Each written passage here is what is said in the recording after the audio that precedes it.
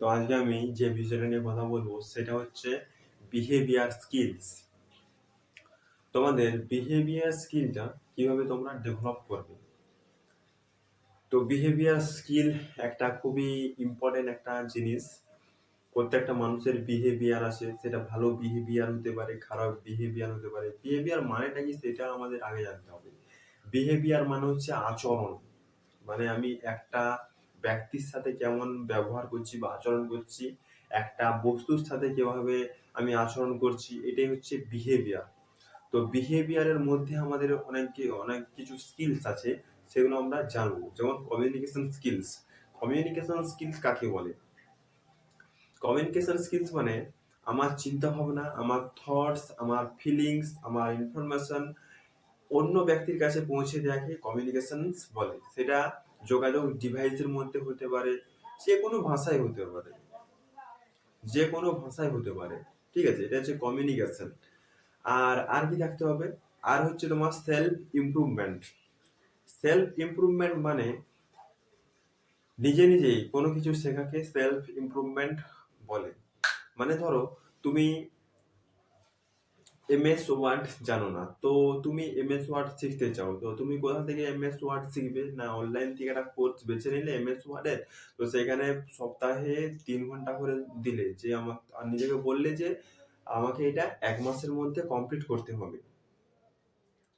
তো এখানে কি করছো? না, তুমি নিজে নিজেই কোনো কিছু শিখছো। এটাই হচ্ছে তোমার তোমার সেলফ ইমপ্রুভমেন্ট। এখানে তোমাকে কেউ কিছু বলছে না যে এ ভাই এটা কর, এ কাজটা কর, এই টাইমের মধ্যে করতে হবে, স্কুলে যেতে হবে, কলেজে যেতে হবে, এরকম কেউ কিছু বলছে না। তুমি জাস্ট কি করছো? নিজে নিজেই শিখছো, প্রতিদিন কিছু নতুন নতুন শিখছো।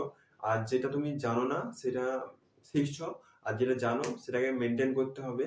ধরো তুমি ইংলিশ স্পিকিং ভালো পারো, তো সেটাকে মেনটেন করতে হবে। না হলে সেটা যদি তুমি মেনটেন না করো, ধরো 1 মাস 3 মাস হয়ে গেল, 2 মাস 3 মাস হয়ে গেল, তুমি এটা প্র্যাকটিসের মধ্যে আর নেই, তাহলে সেটা তোমার ভালো আর থাকবে না, খারাপ হয়ে যাবে। ঠিক আছে। তারপরে হচ্ছে তোমার টাইম ম্যানেজমেন্ট। টাইম ম্যানেজমেন্ট খুবই একটা বড় একটা জিনিস। টাইমকে কিভাবে ম্যানেজ করা যায়? দেখো, টাইমকে, সত্যি কথা বলতে টাইমকে কেউ ম্যানেজ করতে পারে না। টাইম কারো হাত ধরে চলে না, টাইম নিজের মতো করে চলে। আমরা কিছুই করতে পারবো না টাইমের সাথে। আমরা কি করতে পারি? আমাদের যে দৈনন্দিন কাজগুলো আছে সেগুলোকে ম্যানেজ করতে পারি, এবং সেগুলো আমরা কোন সময়ে করব সেটা আমরা ম্যানেজ করতে পারি। ঠিক আছে। এর জন্য তোমাকে একটা পদ্ধতি হতে হবে, সেটা টু ডু লিস্ট। প্রতিদিন রাত্রিবেলা ঘুমাতে যাওয়ার আগে তোমাকে টু ডু লিস্ট বানাতে হবে, যে আগামীকাল আমি কি কি কাজ করব, প্রতি ঘন্টায় কি কি কাজ করব, সেগুলো তোমাকে ওই টু ডু লিস্টে লিখতে হবে। ঠিক আছে। এটা তোমাকে করতে হবে, প্রতিদিন রাত্রেবেলা করতে হবে, যে আগামীকাল আমি কি কি কাজ করব। এটা হচ্ছে টাইম ম্যানেজমেন্টের একটি সবচেয়ে বড় পার্ট। তারপর হচ্ছে তোমার কনফ্লিক্ট রিসলিউশন। কনফ্লিক্ট রিসলিউশন মানে প্রত্যেকটা ব্যক্তির নিজস্ব কিছু বক্তব্য থাকে। আমার নিজস্ব কিছু বক্তব্য থাকে, প্রত্যেকটা মানুষের কিছু কিছু বক্তব্য থাকে। ধরো একটা গ্রুপ ডিসকাশনে সবাই কিছু কিছু কিছু মতামত দিল, তো এখানে কনফ্লিক্ট তৈরি হবে। কনফ্লিক্টটাকে রিসলিউশন করতে হবে। কনফ্লিক্টটাকে রিসলিউশন করা মানে ওটাকে সলিউশন আনতে হবে, যে সবার মধ্যে দিয়ে একটা করে মত নিতে হবে, নিয়ে এটা রিসলিউশন করতে হবে।